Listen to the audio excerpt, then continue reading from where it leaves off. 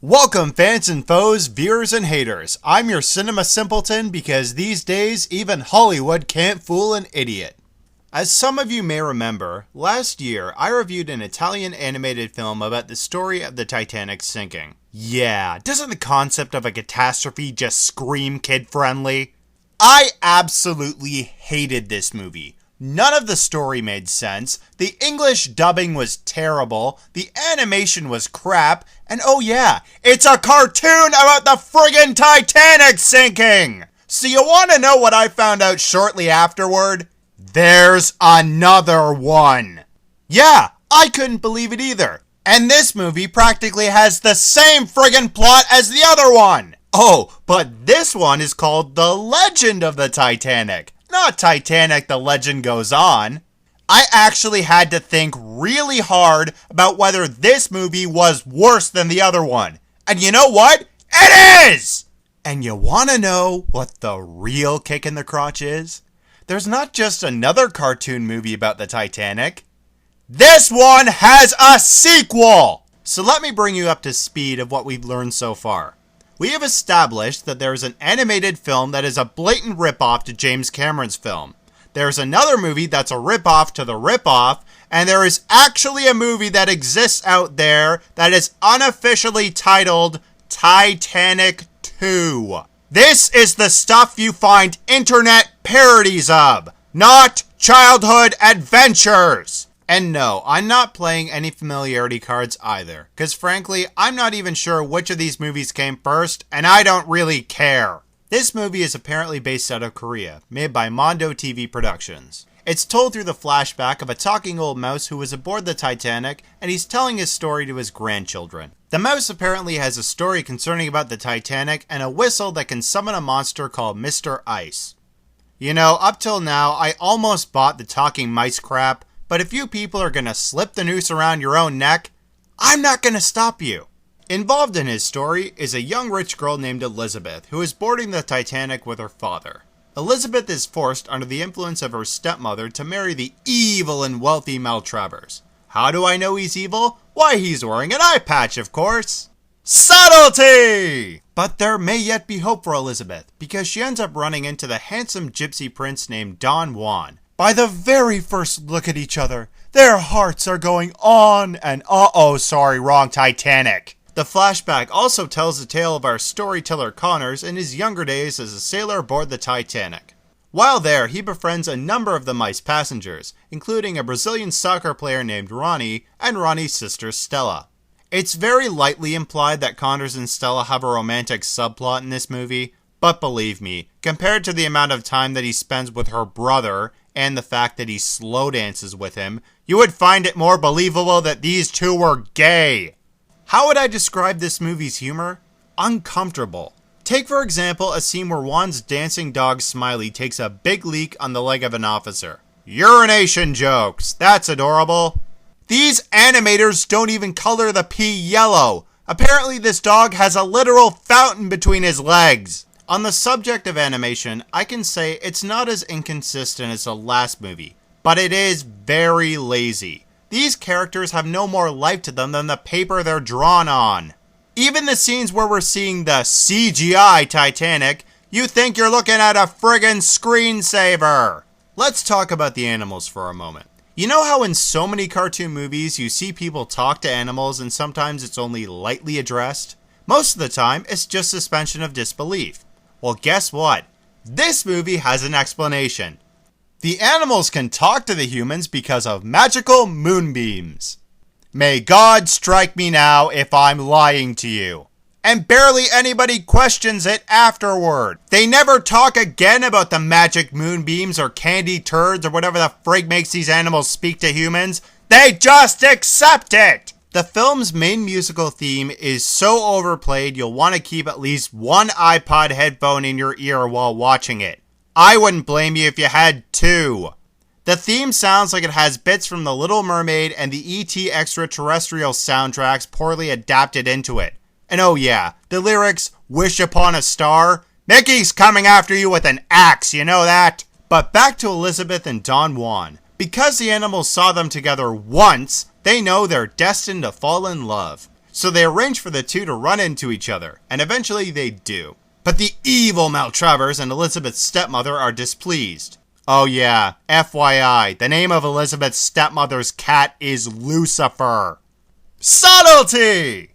Apparently Maltravers has an evil plan to marry Elizabeth just so that her father can give him inheritance to some whaling rights so he can use them to hunt down the whales. To do this, he has his butler try and keep Juan and Elizabeth from meeting and ensuring that the ship sinks.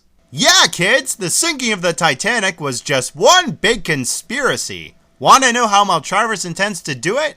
Well, you remember that whistle I mentioned at the beginning of this review? The butler uses that whistle to summon a group of talking sharks who have made a deal with Maltravers. Think that's stupid and insulting?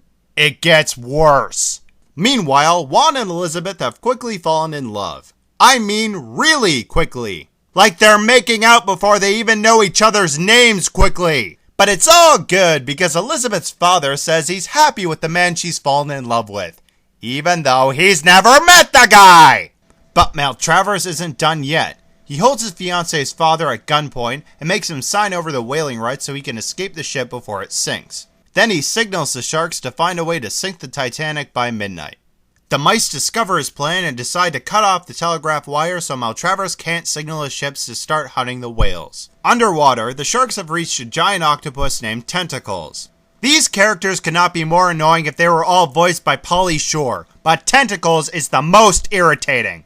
I don't care how sweet and innocent you play him out to be. He's an idiot, and he deserves to die for what he does.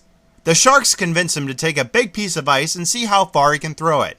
Have you figured it out by now, people? Bingo! The Titanic wasn't sunk due to an accident at sea. No, it was all a conspiracy formed by a greedy whaler, a gang of talking sharks, and a gullible octopus.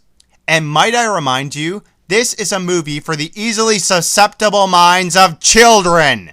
I think the voice actors themselves knew how terrible a concept this movie was, so that's why their lines sound spoken with such a rush. They just wanted to grab their paychecks and run.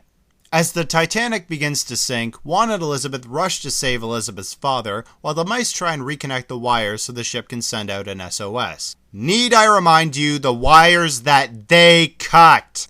But it's okay, because a fat French mouse is there to connect the wires with his mustache, giving his life in the process.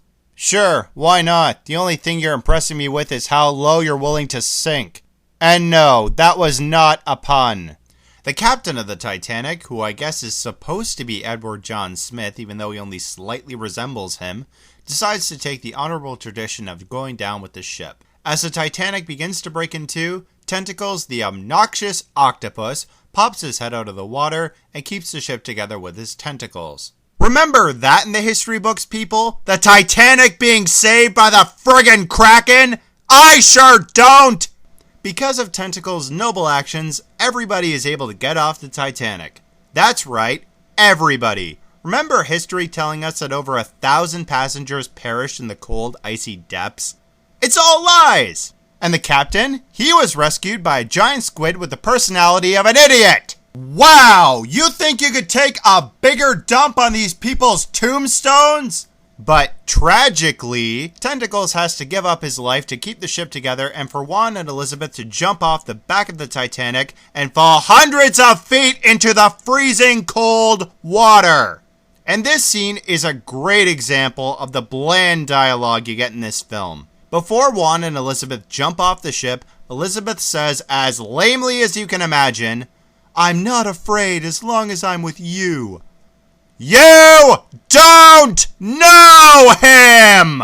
It is so clear that these filmmakers don't have any sympathy about this tragedy or the people that died. They don't even get the ship's name right.